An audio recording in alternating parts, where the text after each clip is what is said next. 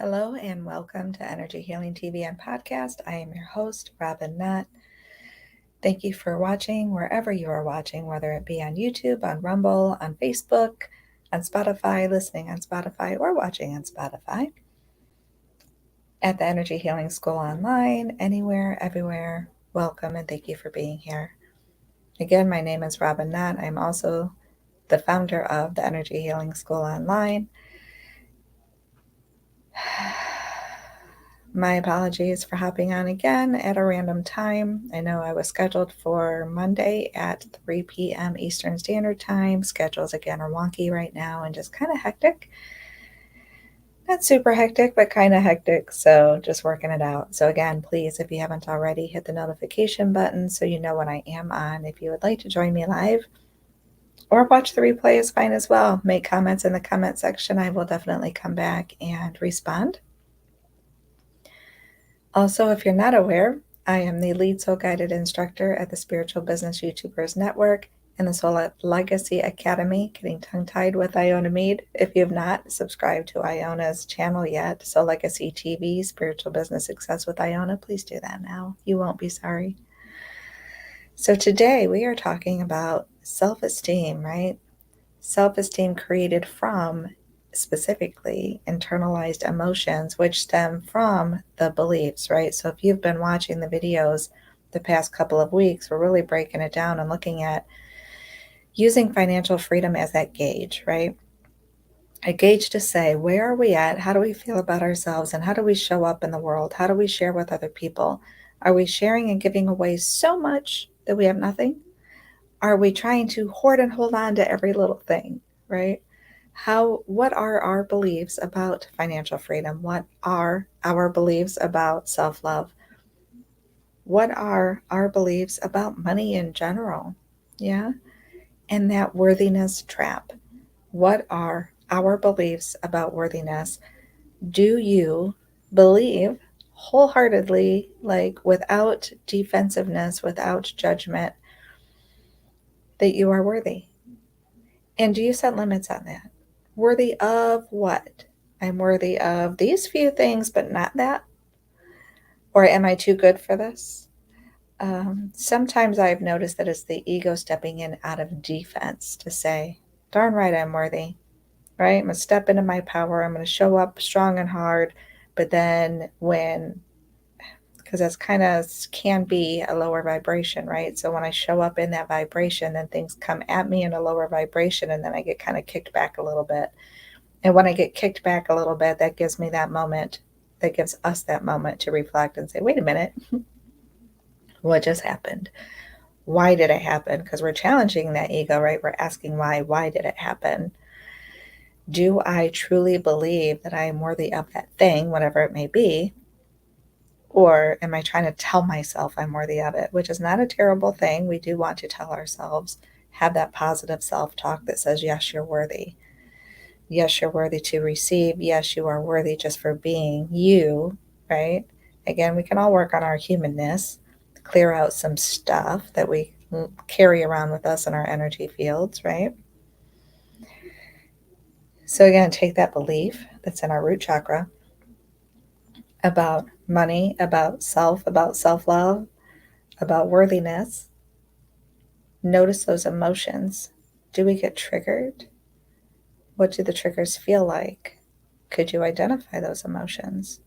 Those are all covered in the sacral chakra. So the energy is moving up from the beliefs from the root chakra into the sacral chakra. Notice what those emotions are.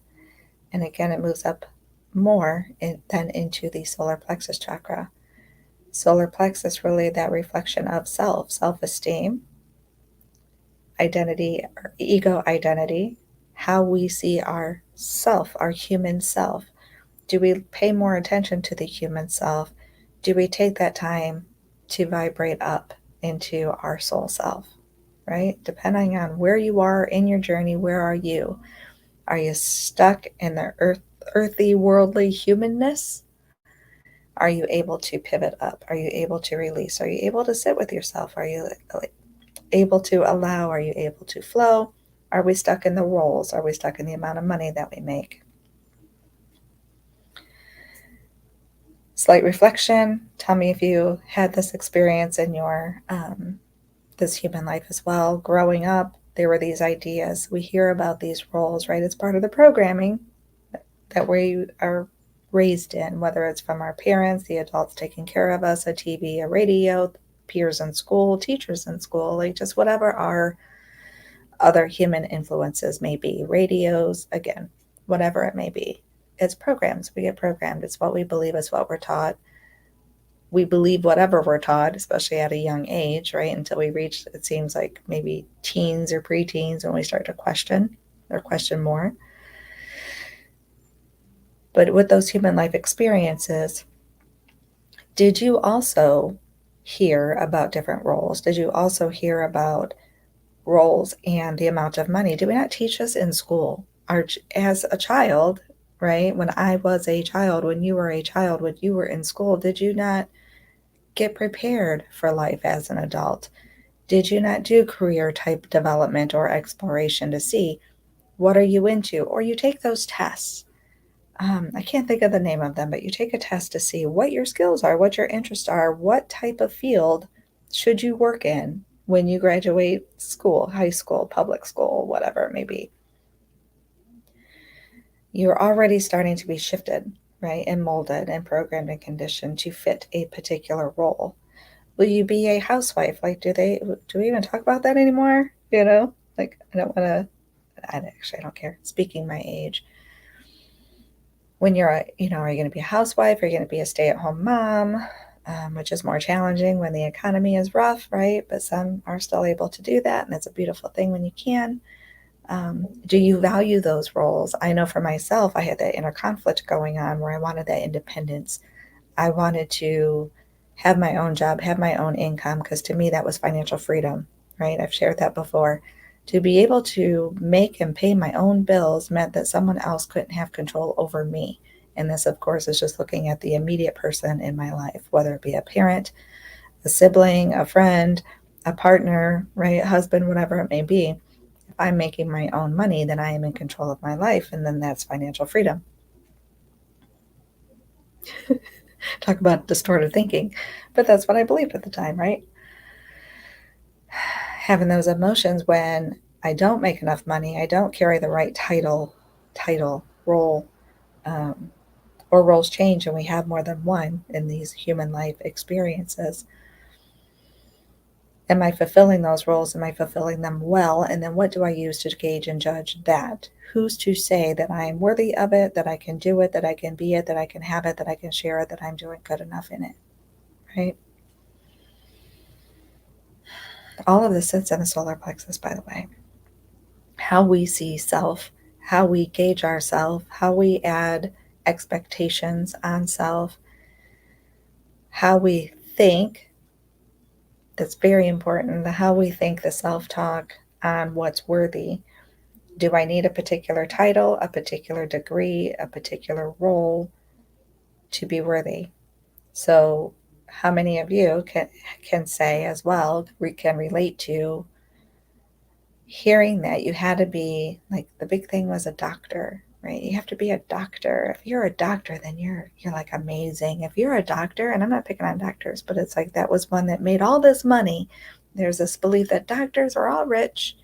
And so, mind you, growing up, when I heard doctor, I only knew of one type of doctor, and that would be like when you go to a doctor's office to visit for medical, physical health reasons, right? At the time, in that age, I didn't even realize they were like PhDs or doctorates in other fields or other aspects, like clueless. So there's just this idea of being a doctor. You help other people, and you have the financial freedom because now you have all this money coming in because you're a doctor, and doctors make good money, right? You don't hear about all the liabilities and all the different avenues that you can take, or how much time doctors give, right? How do you be a good mom now? And I'm not saying you can't. I'm just saying that with time being spent, I would assume it's quite challenging that being a doctor in a field, especially if you're on call and you have to run to the emergency room or you have surgeries to do and you're trying to raise a family and you have children at home, right? That would be a difficult balance, wouldn't it? Again, just imagining But all these things that we go through that feed into our beliefs, that feed into our emotions, because if I'm not that doctor, then am I a nothing now?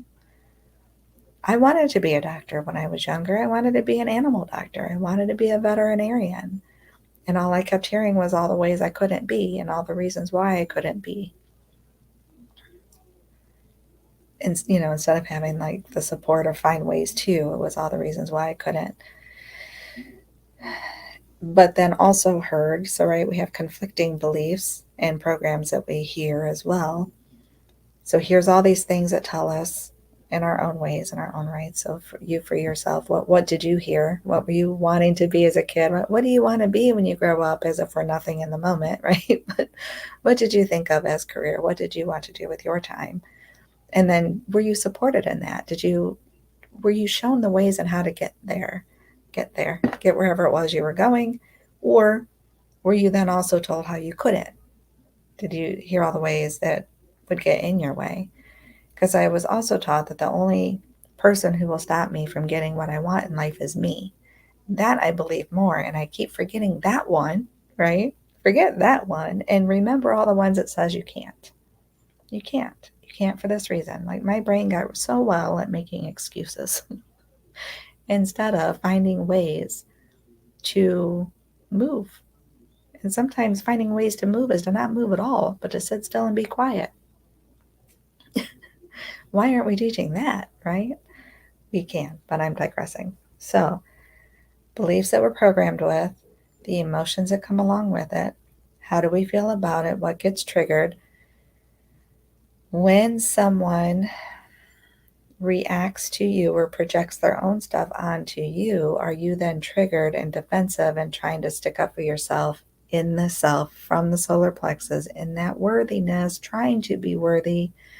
Or another thing that we do is we retrieve, not the word I'm looking for. Recede, move backwards, back up, shut down, right? Oh, because you said something negative to me, now you're feeding that belief that I'm not worthy, and I already knew that I wasn't worthy. I had that belief on my own already, so now I'm just wanting to back away because I don't know what to do, because I feel weak and I feel disempowered, right? When other people just project their own stuff, and we forget that too, don't we? So these thought patterns sit in the solar plexus, part of our self-identity, part of the roles that we are trying to, or we are stepping into, or that we thought we would step into, or that we, whatever, just ideas and thoughts. Then they form patterns and habits. So that self-talk I mentioned a little bit ago, we learned patterns of self-talk. We learn patterns of personalization. We learn patterns of justification. We learn patterns of minimizing our good aspects and magnifying our, I'm going to say bad aspects just for point of view, just a way to share the difference, right? Because in our humanness, oftentimes we still look at things as good and bad instead of seeing the vibration in it and the opportunities involved in it, right? So in that ego identity, in that self, in that humanness that wants to defend worthiness or wants to be more than what the human believes it already is, there's that defense, there's that personalization, there's that refeeding that old belief, refeeding that condition, trying to add proof to that belief or add proof to that condition to say that I'm not worthy of, or setting those limits, right? So it's funny in the reflection to see my own. So if you want to, if you would like to, take a moment to reflect for yourself and look at the roles that you are in now, that you identify with, that you see, that you take on as a human in this human experience, no blame, shame, and guilt, and the ones that you had. So mine are really just kind of whatever, right? When you compare it to or gauge it with those conditions and beliefs, what's considered worthy or what wouldn't be considered worthy. Mine are really up and down and taking some twists and turns, and it's quite interesting. And I'm just starting finally to enjoy the journey of it, right? Didn't always. A lot of times we reach that contrast and we don't see the opportunity, or we can say we're looking for the opportunity or we're open to it, but it feels icky, and that's okay. And I think we still need to normalize feeling okay with temporary icky feelings. It's temporary. We fight it, avoid it, and push it away, and then it's stuck in our energy body. We may or may not realize that it's stuck in our energy body, and it just resurfaces until we can release it, right? It resurfaces until we can heal it. It resurfaces until we hold the space for it. So just being okay with that process. Nobody wants to feel icky, but it's okay. So let's normalize that it's okay. It's normal, right? Normal to feel icky sometimes, especially when it pops up into our awareness. But these shifts in my roles throughout my life, right? Being that child, a daughter, um, a sister, then throughout life, a student, and I'm always a student, I feel, in life. Cousins, friends, whatever, people come to you for certain things in life, and then you start to get into where you're looking for career development, in the field of helping animals, getting into factories. Like, that's a big change. Farming to social work, right? That's kind of a big change. Being a parent, again, being a student and now in college, or finishing college and stepping into that role that I went to college for. So being that social worker, and then even as a social worker, there's different roles in that because there's different types of jobs you do or you have, right? You might be a caseworker, you might be a therapist, or you might be all things, different things in between. And then leaving that, right, to start my own business and then be a home educator for my granddaughter.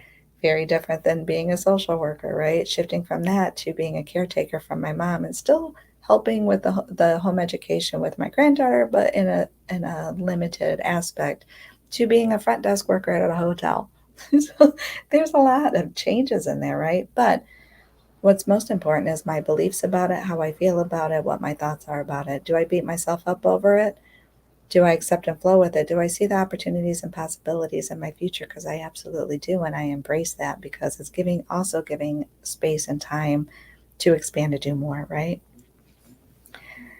Sorry, I just saw this. Hi. It doesn't tell me who you are, but hi, and thanks for hopping on. Thanks for being here. I was on a rant and roll for a moment. So, looking at that financial freedom and what it means, and self love and what that means. So, as being a caretaker, right, it can get conflicting on self care, self love, putting others above yourself in different ways to be that caretaker, right? Because if I got sucked into my human ego ness, and I'm not saying I haven't, I have, and we all may have. Oh, hey, Rebecca. Thanks for letting me know. That's so funny. Hey, girl. Thanks for hopping on. Good to see you. And happy late birthday again. So getting into my human ego-ness and like, oh, but I can't, right? All these things I'm sacrificing in the humanness. I don't have the freedom to do this. I don't have the freedom to do that. The financial freedom really took a dip, right, in the beginning of this part of my caretaking journey, because I couldn't work, and like mom's needs were so much, I couldn't work, right? So there was no financial freedom in that. There was lots of financial stress that came along with that. But ebbing and flowing through it, again, what are the beliefs? And there's conflicting beliefs, because there's beliefs about caring for your loved ones, and there's a belief about taking on your responsibilities of your finances, and there's a belief about self-care and self-love, and there's all these things that just come to the surface all at one time, but we move through it, right? It takes time, and again, ebbs and flows and ups and downs, and that's okay. And we do what we do to get through it. The self-talk is so important, those habits and those repeat. And let's add, for those of you that experience this as well, when it comes to certain family members or certain things that happen within the family and the triggers, right?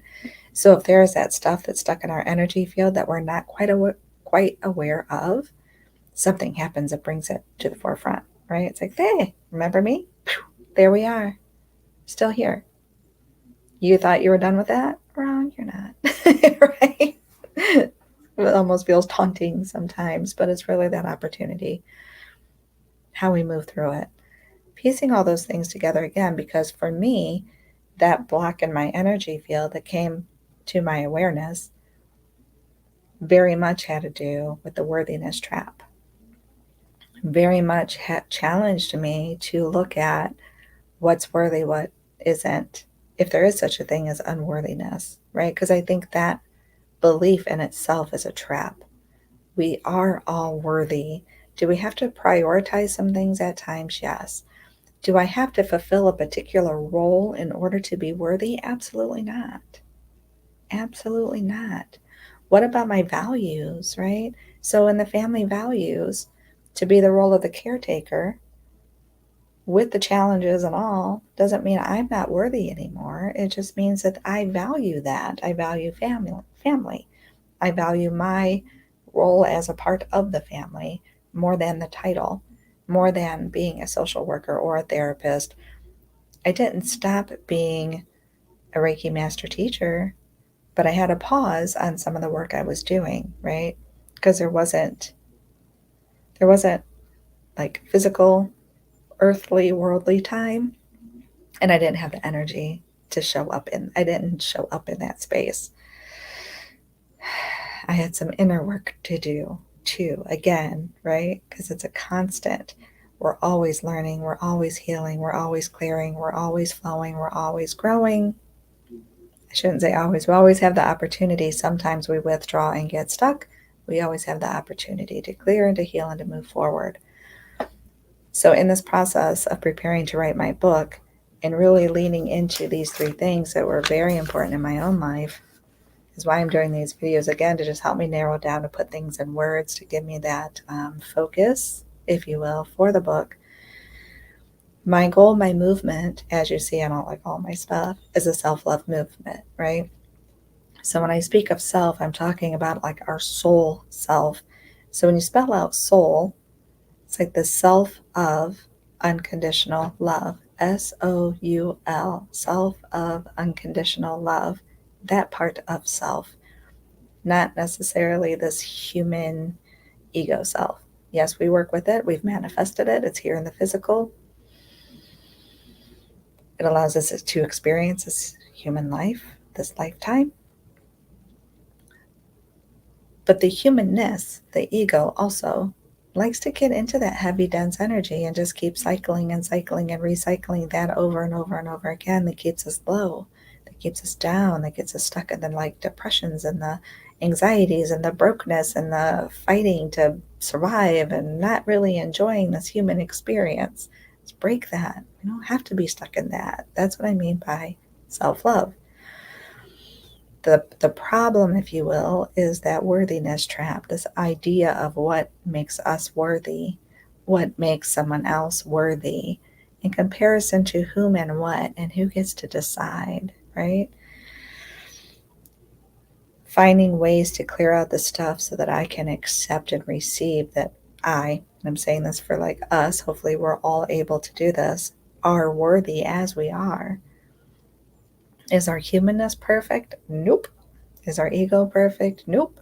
Will we always make perfect choices? Nope. Mm-mm. That's part of the journey, right?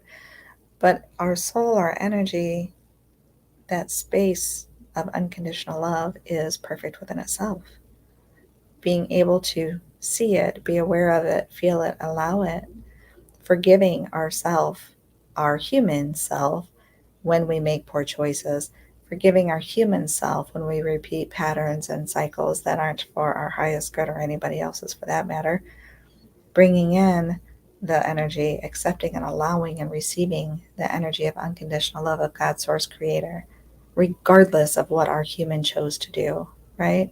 Doesn't mean the human keeps repeating once we know, because the idea is once we know better, we do better, right, as humans. And that financial freedom really is just a gauge to see if I'm keeping myself, and this is true, whether I want to admit it or not, if I'm keeping myself broke and struggling financially and stressing financially, what is it that I'm doing that I could change? Now, I'm not saying that, oh, today I realize that I'm beating myself up, that I'm broke and I'm stressed over finances. So tomorrow or tonight, I'm just going to completely change my whole world and now I'll be rich and financially free and life is great because I'm accepting and receiving unconditional love from God's source creator. If you can manifest that fast, that's amazing. I've not figured that part out yet. Not that quickness or that extreme. But there's that gap and journey in between, right? I'm not getting the camera here. Gap and journey in between. Can I start to be open? Can I start to lean in? Can I start to fill the gap? And this is an example I will share just yesterday, maybe the day before, because me and time don't really resonate well anymore. Past few days, I don't know. Could have been yesterday, day before that. I don't know. But it came into my awareness that I was still repeating the pattern of brokenness. I was still repeating the pattern of I don't have enough, of lack, right? Trying to do my budget, you know, penny for penny, making sure I have enough, mindset of, okay, how much time before the next paycheck? And I looked at my account, which I do in this process, right? I pull up my account, I have my bank book, blah, blah, blah. I'm like, that's, I still have that? Like, I was quite surprised. Like, wait, why do I still have that? Then I'm looking to see where the mistake is because I shouldn't, thinking I shouldn't have that. I'm not used to it. It's not a ton, but still, it was more than I anticipated. I had the mindset that there would be this small amount that I have to stretch until the next paycheck. I didn't have that small amount. I had more than that. What? I go through and check everything out again, right? Did I include this? Did I include that? Did I take this out? Did I check in all the receipts? Blah, blah. Looky there. I'm not as broke as I was. I'm allowing myself, and of course, there's human steps that we take, right? Part of it is budgeting. Now, I can take myself to broke again quickly because I've also been window shopping, right? Putting things in little online baskets. This, and I would like that, and I could do this out of this, you know. Ugh. So, watching those patterns, one, what we tell ourselves, and two, what we do with it, right? So, yes, there is a balance still right now, but allowing myself to be okay with it, allowing myself to say, I have a choice and an option. That's different. Allowing yourself to have that shift, allowing yourself that energy to say, oh, okay. So, part of what I did was I donated, right? I took some money, not a whole big bunch of it, but I took some money and made a donation. That felt good. And I still have things sitting in my cart. I just haven't bought it yet. Maybe I won't, right? It's fun to look, and that's okay because time is not linear. It's really not. It's funny though because we try to live as a human in linear time because things are created physically in linear time, right? Like when we go to work, they say be here at this time. So you're trying really hard to be there at that time. I look at my work schedule so often because I just can't keep track of like what day is this or the day doesn't feel the same. What day was it? Thursday really felt like a Friday to me and I was stuck in Friday mindset on a Thursday. Terribly, like to an extreme. That was comical, but trying to keep up because if I don't keep up, I may miss a day at work or show up when I don't need to be there, or mom might miss an appointment, or that would not be good, right? So it is interesting. I shouldn't have this. That is bad. Yes, self talk, and we all do it too. Exactly, right? I shouldn't have it. Do I need it? That's that other debate. Do I need it or just want it? Like I don't have. It's not okay to want. I guess not okay to want it. I don't need these dishes that are sitting in my cart right now. Mom has dishes. They're not what I prefer. She only has like two. No, I think she has four. Like they're the glass plates, so they're easy to clean. They're not glass, but like what is it called, Corelle? But yet they're lightweight. Like, I really like lightweight dishes. She has some other ones that are perfectly fine. They're just thicker and heavier, and I have this fear of breaking them, so I don't use them. So I put a set of Corelle dishes in my cart, online cart. Do I need them? Nope. Do I want them? Yes, I do. Is that a bad thing? No. But is there a part of me inside that's like, yep, sure is, right? Financial freedom, self love. worthiness trap. When I, what's the words I'm looking for? Reverse engineer it when I look at that financial freedom, because financial freedom, I don't want to say get there, but a different level of financial freedom will be, I want the dishes, I buy the dishes. Big deal, right? Big deal.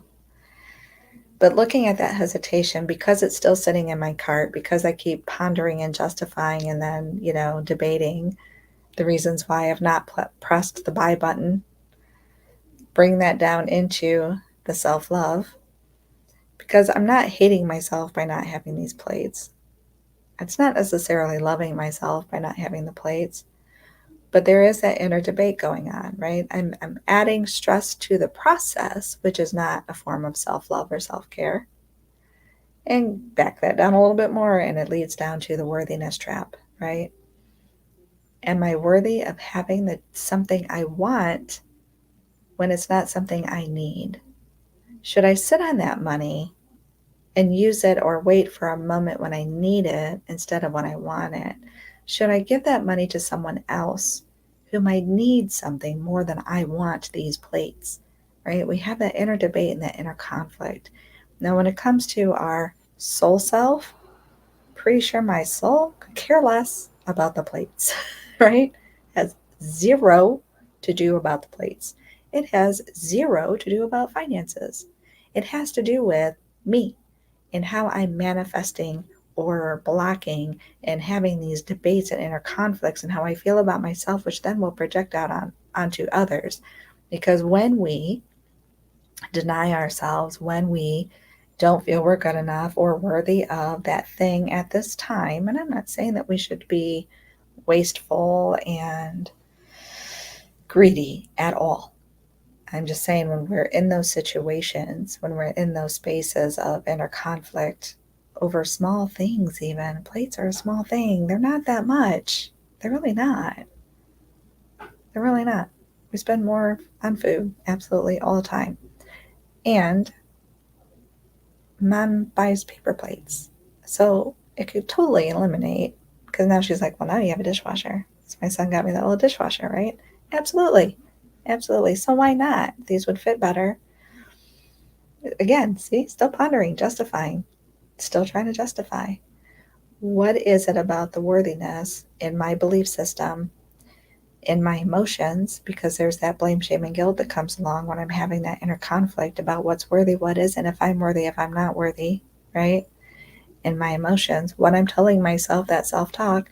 Do you need it right now? Should you wait? Should you put it towards something else? Should you hold on to it? You might, what could you use it more for? And I went through that, because there are things you want to eat better. You want to eat healthier. Could you use that money for healthier food? I'm already picking up healthier food today. I have that right now. It's okay to get the dang plates, but there's that inner battle. Again, why I'm writing the book, why I want to share this journey. I don't think I'm alone in this journey. Details may differ. I don't think I'm alone, right? What's it like for you? Do you have those beliefs and think I'm going to pull this up again? I shouldn't have that. Some of those patterns that we do to ourselves, the shoulds, I should do this, I shouldn't do that, right? Or we have those extremes of all or nothing. I can either have all of this or I can't have all of this. And this is why. Minimizing, right? Or magnifying and making plates a big deal, and it's not. Right? Making plates a big deal, and it's not. Minimizing myself in the process because it's just for me, because I want it. Not feeling okay with that. Telling myself that that's not okay. That there has to be more. I have to do more. I'm a front desk worker at a hotel. That role is not good enough. Why isn't it? Right? What is it about our program that says it's not? Because on the flip side of that, I can share. So many of you, I'm sure, that work in any type of, whether it's hospitality or just service, when you're in service to other people, whether it's a front desk, receptionist, fast food, waitress, whatever it may be, right? From any level of financial income or these worthiness traps we've put on different roles. When you work with people, have you heard people that you've serviced compliment you and thank you for your patience, for your help, just for whatever? Maybe bringing them a smile for the day, just being in that energy where they're like, oh, it's a blessing to not have conflict. Anything. I do, right? We get to hear that. Someone had said to me, thank you for knowing, or, I think something on the order of thank you for knowing what hospitality still, or for still knowing what hospitality means. It was something on that order. She was saying that her experiences have been where people just don't know how to work in like service anymore. Like it's just, and we as humans project, right? We have our frustrating days, we get triggered. Sometimes our guests, clients can trigger us, right? And then we project that out in humanness. But when we are fulfilling that role, that duty, and we're doing it well and we feel okay and we're, people pick up on that. That's part of that ripple effect. That's part of us healing the world indirectly. Indirectly. I didn't have to provide CBT counseling to help a guest.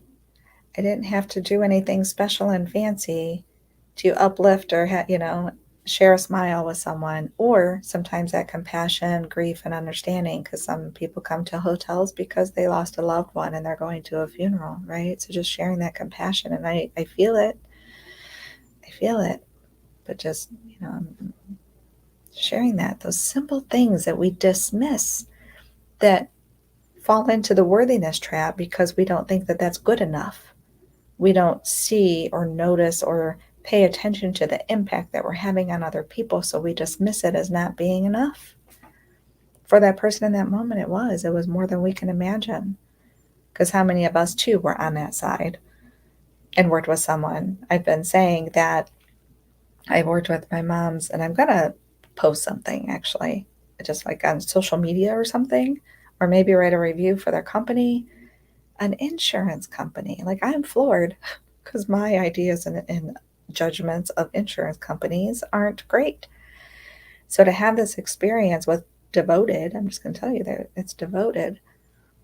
I was amazed and so grateful. They have been wonderful to work with, and I'm so happy that she's made the change from what she had before to now. Yeah, because there's a lot to deal with, and instead of hearing well, you have to call this person, and you feel like you're a tennis ball just getting bounced all over the place, getting nowhere. They didn't do that at all. They were very happy to help. They kept me on the line. They did all the footwork and made all the phone calls and came back and checked in with me, and I knew what to expect or knew what was next, and I didn't have to do a thing when we hung up. It was amazing. I was still amazed. That was a huge thing for me. I decided I was worthy of rating healthy food, and I have since spent a lot of money on fruit and veggies, and I do not feel bad about it. There you go. Taking care of my body is self-love 1,000,000%. It absolutely is. So thank you for saying that, because even things, the habits, the self-talk habits, and that's where it starts, because it's a self-talk habits that initiate the action that we take as a human. So whatever you were telling yourself before, right? Whatever I tell myself before leads to the action that we take. So if I want to beat myself up and stay stuck in blame, shame, and guilt and those feelings of depression, then I get into that, for me, emotional eating, right? And I eat all the things that aren't, we call it comfort food. Like, why? Here, this is comfort food because it tastes a certain way. We were led to believe a certain thing. It's not comfort. We're destroying our body. How is that comfortable? But it does. In our ego humanness, it becomes comfortable. It's like that pain that, lost the words, kind of there, like a discipline almost. Like, I did bad, I have to discipline myself. That is a thing, right? I did bad, I have to discipline myself. Why? challenge that thought. Why? Why do I have to discipline myself, realizing that my human did a thing that was very human and not very spiritual that I want it to be, of unconditional love? Having awareness of that feels really icky. Is that not enough discipline? Is it not enough discipline to then try to do better? Because when we're stuck in those habits and emotions, as a human, they're challenging to break oftentimes. So is that not a more positive way of discipline, to say, okay, I'm going to own it now and do different. I'm going to own it now and do better, right? So like you're saying, the healthy food, right? Something we dismiss. Or not enough. I was thinking of this earlier too. So again, thank you for bringing that up. And I apologize if I'm going in circles, but there's like so many thoughts. It just kind of flooded my head. So I was reflecting again earlier about food and not eating healthy and saving money, eating cheaper to save the money so I could have more money. Financial freedom, right? Financial freedom isn't, I'm not saying rich and greedy. Self-love, to take care of your body, to be able to eat the foods that your body actually receives nutrients from, right? Boxed macaroni and cheese, bless us all for eating it. And I don't think there's anything in that that's healthy for us. Not a thing. At least not anymore. I mean, I'm sorry, but powdered cheese, is that even cheese? Is it? Like, what the heck is this stuff? And I say it, and I'm not saying I'll never eat it again. I can't predict the future. It's not a favorite. However, it is one of those things. So financial freedom is the ability to do that, to have, and I'm not saying don't eat cheese. I know some people say don't eat dairy. Just my belief, could be wrong. In my belief, I don't think the issue is dairy. I think the issue is what they've done to dairy, right? I don't think issue is bread. I think issue is what they've done to bread. I don't think issue, because here's the other thing, right? Vegetables, yes. Now we have organic. Why is that even a thing? But it is. And it's something to be mindful of, because cucumbers are one that I notice the most. If you get a cucumber that's not labeled organic, do you notice the waxy film on a cucumber? It's kind of sticky and funky and gross, in my opinion. It looks pretty, but I'm not trying to eat a picture, right? I want a cucumber, something to nourish my body with. I know it's mostly water. So are we. It works pretty well. But there's like a gross, waxy film, right? So sometimes, and I'm still moving through that. I don't know if you are as well, Rebecca, but I'm still moving through that of, okay, well, I'm doing better because it's a fruit or a vegetable. Is it organic? Dang, that's like $5 more just for this one thing. And it's produce, so it's not going to last. And, right, like the mind starts going in that direction. And I'm thinking about all the money I have to spend. And then I have to spend more money for gas, because if it's produce, and I buy less so that I don't waste it, because if I buy too much and I don't get to eat it all, then I just throw it away, and then I spend all that money just to throw it out the window. And now I also have to go back to the store more, which is going to cost more gas in my vehicle and, maintenance on the vehicle. I already need new tires and blah, blah, blah, like all these things, right? Financial freedom. Financial freedom means, for me, I can either order, go to the store, get what I need to get that is actually good for me, and or plant, right? I'm about to get this garden going again for this year. I love that. I will say, very excited that the sweet potatoes that I grew from last year, I still have some, and they're still good. So I'm glad I looked into how you store them. It makes a difference. We made it through winter. I didn't know that. I didn't really think they would last that long, but they are, and they're good, and I like it. I'm excited. But to do the same, will I say that all my vegetables are organic per se? I don't know what all the guidelines are and what they consider organic through the FDA or the ABCD, whatever organizations that determine what's organic and what isn't. But I will say that I do not personally use chemicals on my vegetables, on my garden. Could there be overspray from the fields, or, acid rain from the clouds that I have absolutely zero control over? Yep, could be. There could be some stuff. It's as minimal as I have control over, right? I personally do not add chemicals to my garden. Right, here we go. Financial freedom is not feeding your body junk to save money. Exactly. Exactly. And so many, like majority of my life, I did that, right? Mm-mm-mm. Bread was killing me, and I'm sure it is the Roundup they use on the wheat, right? And sometimes we don't think of that, do we? You think of bread and it's bread. Bread is like a filler of artificials, I don't know what. Wheat is a plant. It should be fine. It's plant, a plant. But like you say, Roundup or whatever else they're putting on it. And I know lots of people don't eat meat, and that's fine. No judgment. I eat meat still. But even knowing that what's clean or what isn't, or how they're treated, where it's coming from, the energy from that, when you, and I know, the things that the factories, when they mass produce living animals, mass produce living animals, terrible conditions that they go through, terrible things they feed them to make them, they want them to be ready quicker, make more money to raise their production. The junk that they put in them, which then means we're putting in us, right? So not only the trauma that the animal has lived through in their energy body, but the junk, the chemicals that they have been fed or given while they were growing, then comes to our plate, right? If that's what we're eating. Um, yeah, like cage-free eggs. Still, if you eat eggs, again, no judgment. I ask that you don't judge me. I was raised on a farm and I let all that go, but there's clean eating too. We don't have to treat animals that way. People do still hunt, right? They hunt animals that are out free. My perspective may change over time. I'm still on a fence there. But that mindset of eating cheaply, eating bread. So here's another thing. I know people who don't eat meat for all those reasons, right? Don't eat meat, it's another living thing. Although plants are also another living thing. But bread. So you're not eating meat because maybe you find that to be healthier for you, right? Maybe that's true. Again, I'm not here to give the lesson on what's healthiest, but then eat a bunch of bread. And the bread's not healthy either, right?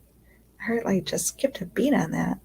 The bread's not healthy either. I still eat bread, and that's one of my two next things I'm trying to break. Coffee, not there yet, and bread. I've done it before. I could do it again. That's why I keep telling myself I've done it before. I can do it again. I want to eat cleaner. I want to eat clean. That's my goal, is to eat clean. The process is getting cleaner, right? Back to herbal teas instead of coffee.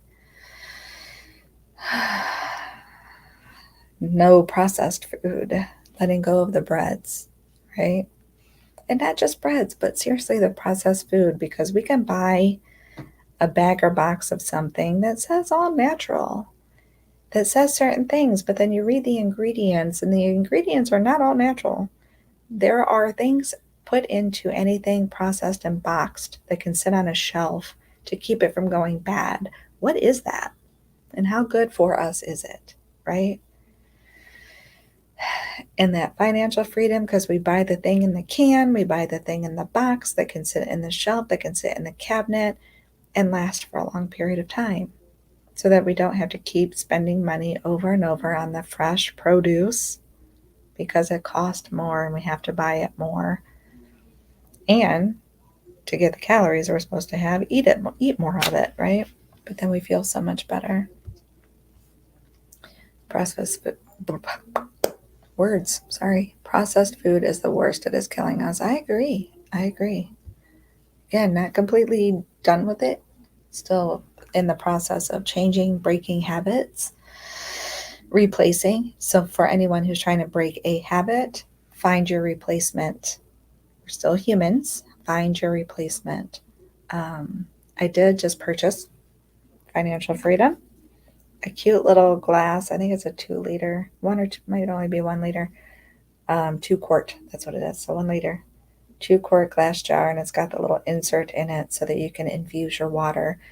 And then part of the groceries I'm picking up today have the lemons, and I got cucumber and some other berries that, mixed concoctions or whatever to add flavor, but natural flavor. Things say natural flavor and it's not natural at all. So true natural flavors in my water, and then I can have some of the benefit of the fruit and vegetable in the water as well, right? So that will be nice. Made squash soup, butternut squash soup, first time ever. And I was chuckling in my head because just the programs, right? I separated, did the basic first, right? And then separated it because mom wanted, the heavy cream and the milk in hers. And I wanted the almond milk and no ginger. Put some ginger in mine. So I was chuckling. It's like, okay, so we're trying to do something healthier, but then, there's that part of us, and I still do it to some things too. I'm a cheese girl, right? I still cheese. That's probably at the bottom, towards the bottom of my list of the things that I'm preparing to give up. I want to hold on to that one thing, probably cheese.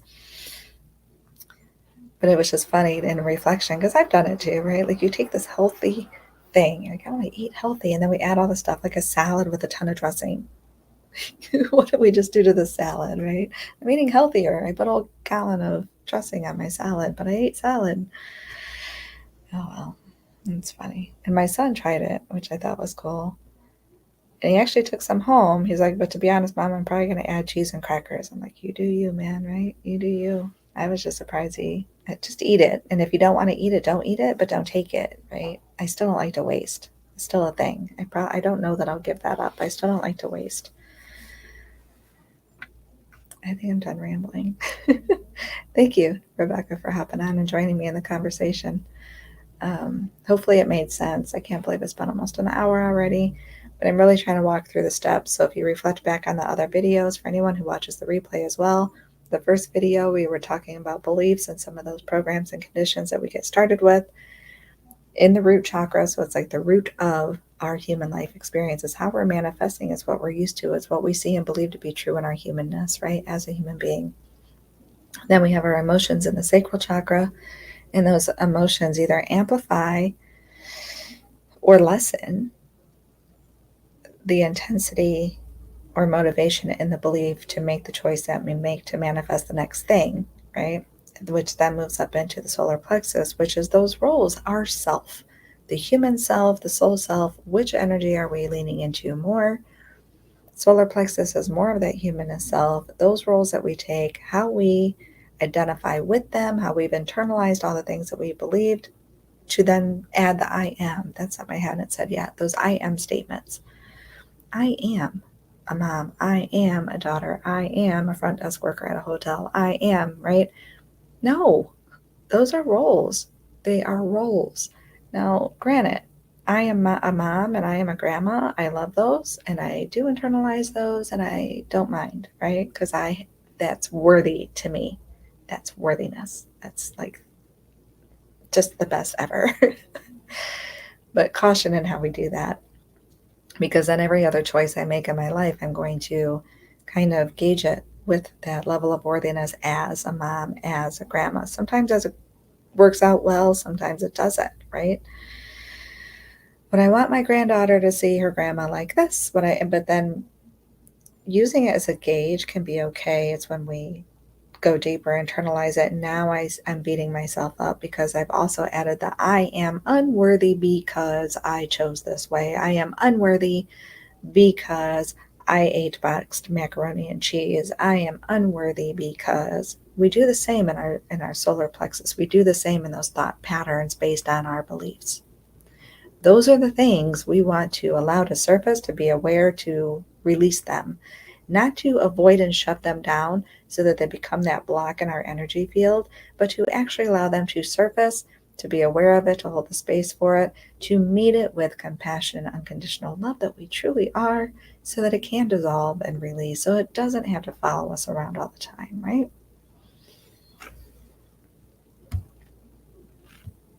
Didn't want to come up there for a minute. Cheese isn't completely bad for you. It's real cheese, not that cheese product stuff. That too, right? Speaking of cheese product, Velveeta in a box. My mom loves it. But it's so creamy. It's as bad as a powdered stuff. Yeah. But I'm with you, and thank you for that. I agree completely. Kind of like what I said about milk. I don't think dairy is bad. I think what they've done to dairy is bad, or if it's dairy. And same coming up, if anyone, and I'm not saying you should spend all your time and energy and get sucked up in news, current events, but you should be aware of what you're buying and putting into your body, right? So at least know for yourself. Lab created foods. If you notice, if you look on, like, I still love to eat mixed nuts, right? And so far, I buy planters, and I hope that doesn't bite me later that I'm missing something because I read the jar and I haven't seen anything. The only thing it says is that, the nuts are from like different countries. Okay, I get that. Not going to be able to grow all those in Ohio. It just doesn't work. I don't have a problem with that. That's cool. Are they organic? Probably not, right? So there's that part. So there's probably chemicals there. So I should probably stop doing that as well, as I'm just speaking and listening to myself and that awareness, right? So glad that came up. The example still is grab the other, like an off brand, and I have no problems or beefs with off brands. But when you look at the off brand can of mixed nuts, it clearly states on there, smaller print, bioengineered um, ingredient, or on that order, but the word bioengineered is there. Just like GMO, genetically modified. How did we become okay with GMOs? How did we become okay with genetically modified foods? Bioengineered ingredients, lab created meat is coming, or is here. Probably is here. Lab created. Lab created. Hmm. I'm feeling, I don't like to can. I'm just going to say this just for the sake of saying it. I don't like to can. It's a lot of work. I don't like it. I don't find it fun and enjoyable. But I'm about to be doing it again because growing my own stuff, eating my own sweet potatoes, knowing what I put on them, and they were really good. They were small, but they were good. Yeah. And despite what we've been programmed to believe, organic food lasts too. I've actually bought in like a bag of apples. Just going to share this too. Food for thought. Over a period of time, bought a bag of apples, like whatever, regular apples from a store. They went bad pretty quickly. I believed, and I say it that way, like I thought it was just true. I believed that that was just a thing because it's produce, right? And I let it sit too long. I didn't eat them quickly enough. Then I bought a bag of organic apples, and I even debated on getting a whole bag because I thought, I'm going to end up wasting them. If these others went bad so fast, the organic will go quicker because there's nothing there to preserve them to make them last longer, right? Wrong. Wrong. They lasted longer than the other bag. Now, could it be that the organic bag wasn't on the shelf as long as the other bag? Yes. I don't know how long it was on the shelf before I pick it up, right? So there's that. Just putting that thought out there. But I'm finding that even though they say they use all these things to preserve our food so they last longer, it's crap. Organic lasts just as long, and part of it is learning how to store it. Some things go in the refrigerator, some things don't, right? My sweet potatoes are wrapped in paper bags and in a cabinet where it's dark, and they've lasted all winter. Like, it's March, and I still have, I think, 2 sweet potatoes left that I can eat out of what I harvested. Not that I harvested a ton, but they lasted months. I'm excited. So keep that in mind as well too. You might think organic produce is going to go bad quicker, not necessarily. Again, we don't know how long it was already on the shelf, but not necessarily true. So there's that. So again, thank you for being on here with me. Thank you for whoever joins the replay or watches the replay. Let me know your thoughts. What sits for you? What is it like? Can you see the difference between the roles that we take in life versus how we actually identify, and how we can then separate from that, to detach from that a little bit? detach from some of these roles in the aspect that it manipulates us to stay in stuck humanness that we don't need to be, where we're creating more limitations, where we're actually harming ourselves a little at a time or a lot at a time, where we keep ourselves broke and frustrated and stressed or not feeling worthy, getting caught up in that worthiness trap. Let me know what this journey is like for you. I will see you next week. Again, I apologize for, I have the video set for a particular date and time. It may or may not be. I've set it from the get-go, so please hit the notification button so you do know when I come on. Thanks again for your grace through this process. So much love to you. Love you big. Have a good day. I need to jump out. I will see you soon. Love you too. Bye, guys.